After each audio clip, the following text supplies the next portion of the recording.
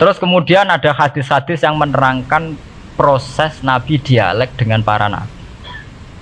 Kayak ketemu Nabi Musa, Nabi Ibrahim, terus Nabi Idris, Nabi Isa, Nabi Musa.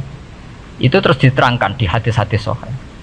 Dan ini kalau balik tentang keterangan wau, sebetulnya pertemuan-pertemuan ini itu dimaksudkan Nabi biar punya tradisi yang sama dengan Nabi-Nabi sebelumnya. Karena ini penting ya. Sama esro rasane dadi kiai. Niku kroso banget. Misalnya kita akan dididik ala pesantren misalnya. Kita punya kiai-kiai yang punya tradisi. Misalnya nak rawong nakal, wong minum, astagfirullahaladzim, wong kok ngono kan gitu. Ya hanya begitu. Sehingga wis kaya identik angger kiai NU atau amalia NU iku rawani naboki wong sing nyabu. Ya rawani nyaduki wong sing lagi minum. Kemudian itu dianggap satu kekurangan atau apa, walhasil kemudian lahir kayak FPI, orang yang tidak menerima metode itu. Tapi sudah kayak ada janjian tuh begitu, kiai paling anti kemungkaran lah yo. Masa kiai paling kerengo sapa mbok terkenal kerengo. Mereka tidak punya catatan repot bahwa mereka pernah jotosi wong minum. Masih sing sering jotosi santri lah, itu tetep ora tahu ono terkenal jotosi napa? Wong sing mabuk, wong sing minum. Itu sudah kayak tradisi. Dulu zaman Basim Asari Jombang terkenal ijo be abang, yang wabang ya abangan tenan. Sing ijo. Tapi tidak ada catatan sejarah kiai jotosan be pemabuk. Ya memang kayak kita sudah punya tradisi nak roh kemungkaran itu menang kalah itu lewat proses bil hikmati wal mau'izatil hasan. Kita ini kayak punya tradisi nak roh kemungkaran milih model Nabi wa mahdi qaumi fa innahum la ya'lam. Itu ya kayak ada janjian begitu. Meskipun kita sebagai orang alim ya tahu nahi mungkar itu wajib, nahi mungkar itu begini-begini, tapi ya praktek kita tidak pernah begitu.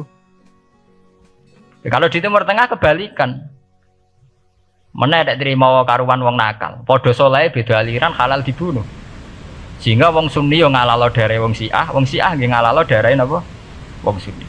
Ya sudah kayak tradisi. Sampai nak mau kitab fikih khas Arab, mau biasa muni. Wong ngene iku muhaddarun damu. Padahal ya wong soleh, wong Islam di mazhab apa wis disebut darun apa? Damu. Sehingga kita itu tadi, kita punya tradisi. Saya tuh kalau sedang tahajud, matehai para wali-wali songo atau apa, itu yang terpikir di saya itu hanya satu.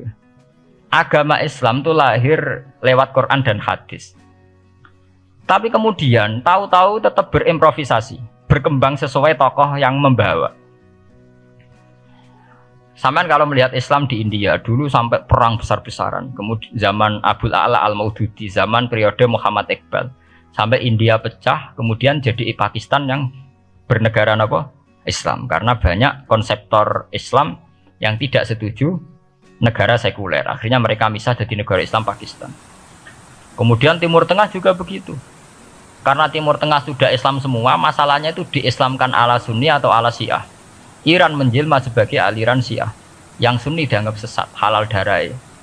Irak zaman Saddam Hussein pemerintahan Sunni, sing Syiah dibantai, sehingga wong Kurdi do mati. Era Saddam keok gentenan Saddam sing dibantai. Makanya kalau saya ngaji di Jogja, seminar di Jogja bilang, kita ini harus bersyukur.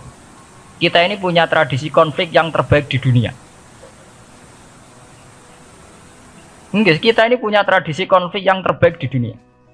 Sampai nak Isra Ikhwanil Muslimin teng Mesir, Badan Intelijen Nasional atau Badan Stabilitas Nasional, Bakor Setanas atau itu harus terima kasih sama tradisi tokoh-tokoh Islam di Indonesia. Lepas dari kita setuju tidak setuju itu terserah, tapi kita punya tradisi konflik yang paling baik di dunia. Kurang bencinya Gus Dur sama FPI atau FPI sama Gus Dur, paling mereka ya adu statement di depan wartawan. Itu bagus sekali. Cara nang Arab wis tembak-tembakan. Kita punya sejarah. Secara pesantren saya itu punya sejarah panjang.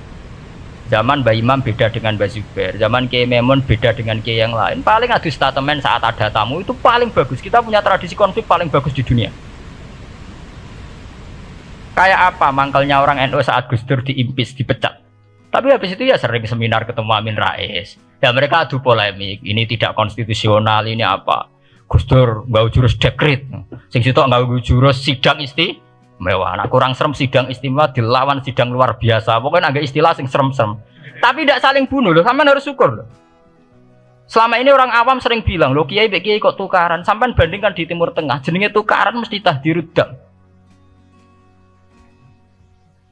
Para polisi, para badan intelijen, para yang menjaga stabilitas negara ini harus terima kasih sama tradisi tokoh-tokoh Indonesia. Yang namanya di Mesir, di Irak, di mana-mana jenenge tukaran mesti melibatkan pertumpahan darah. Saat Arab Saudi jadi Wahabi itu besar-besaran pembunuhan apa pengusiran orang-orang Sunni. Tapi di Indonesia enggak, desi anarkis. Paling itu tadi adu polemik. MLB dilawan MLB itu masih keren sekali, tidak apa-apa.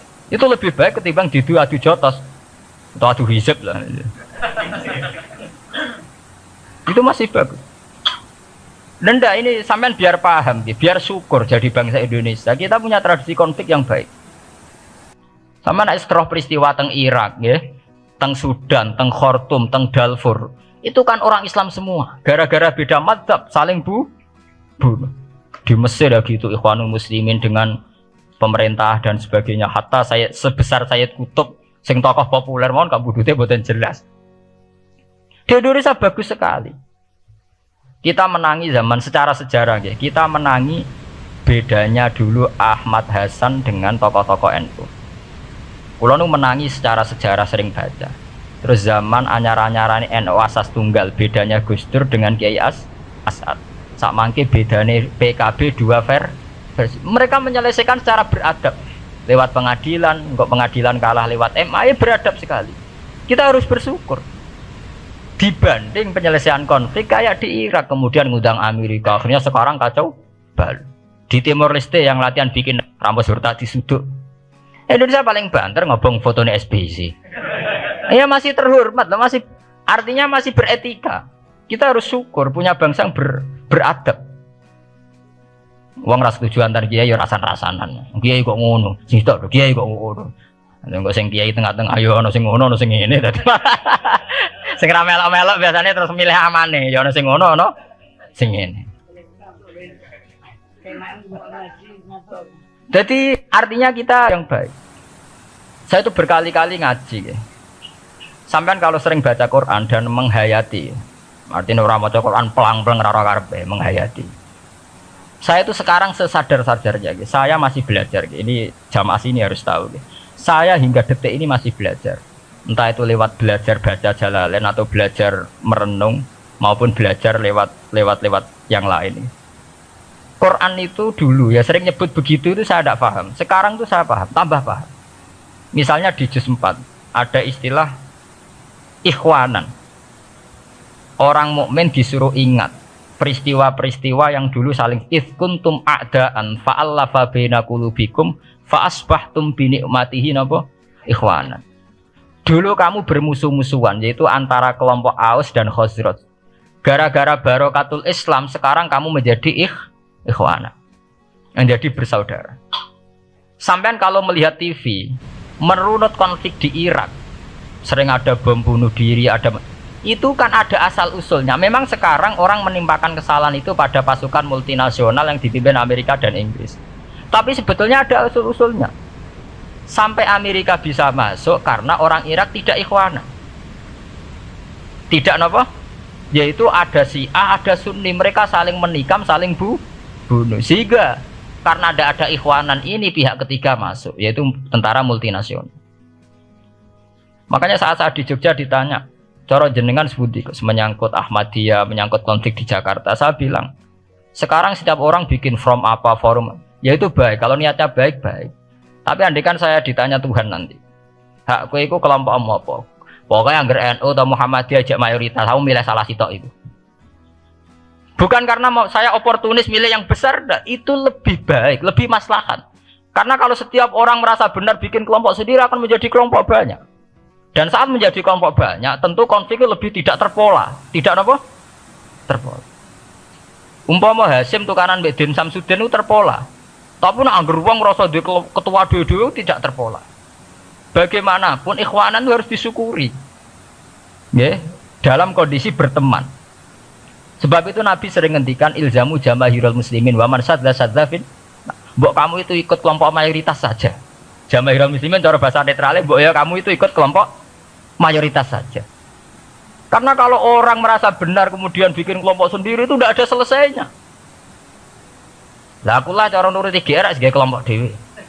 Wong aku ya di umat, di pengaruh sing YouTube wis akeh.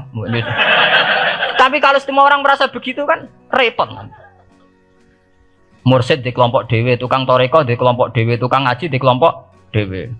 Model kitab pirang-pirang sesuk ono jamaah Jalalain, jamaah Muin, jamaah Fathul Wahab. Nah, sing iso ngaji jamaah tahlil, jamaah istighosah.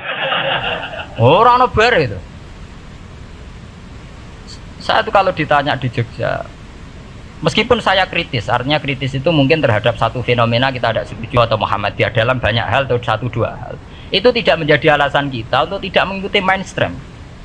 Karena kalau mainstream ini dilanggar, itu kita tidak akan ikhwanan. Dan akibat negatif dari tidak ikhwanan adalah kayak kasus Iran. Iran itu kenapa tidak mudah diserang Amerika padahal punya nuklir? Karena mereka seragam Syiah semua. Itu lebih gampang, lebih susah. Lawan itu apa? Susah.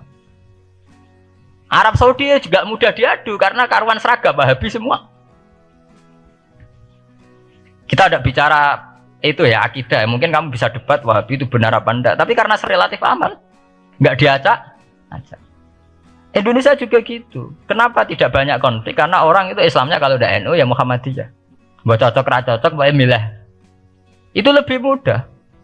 Ketimbang ada faksi-faksi baru, kemudian stabilitas menjadi tambah kacau. Mulane kula niku saya loh ya, saya pribadi menghimbau ya. Melihat ayat itu dihitung Tuhan sampai Allah ngendikan apa if kuntum a'daan fa'allafa baina qulubikum fa asbahtum bi ni'matihi napa. Kekuatan sebuah negara itu bukan karena senjatanya canggih, tapi karena rakyatnya tidak bentrok. Ya bayangkan kayak Indonesia. Andai kan Jawa itu mayoritas Islam. Kemudian mereka ingin mendirikan negara Islam. NTT merasa tidak diwongke terus keluar dari Indonesia. Nanti Maluku, Ambon juga gitu. Daerah-daerah yang Islamnya tidak mayoritas begitu. Kayak apa susahnya militer? Andai kan setiap kelompok itu punya jamaah besar. Terus sering bikin muktamar. SBZ berbakar muktamar NU, Muhammadiyah. Kabeh wong di kelompok pra kesel SBZ. Gak sudah jadi presiden. Moga setiap forum umat Islam gawe napa? Kok gawe muktamar?